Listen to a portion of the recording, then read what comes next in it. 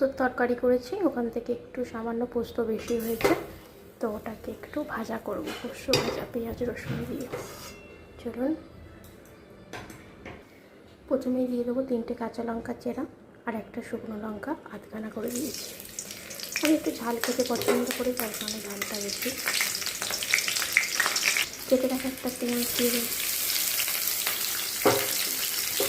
এই 2 কোয়া রসুনকে থেতলে নেবো এরকম হাতের সাহায্যে।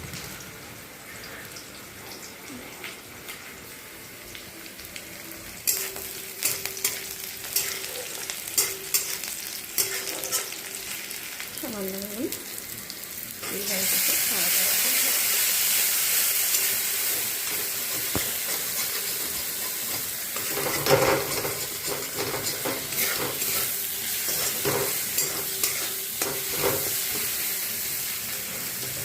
এই পোস্ত ভাজাটা দিয়ে ভাত খেতে দারুণ লাগে, একদিন করে দেখবেন।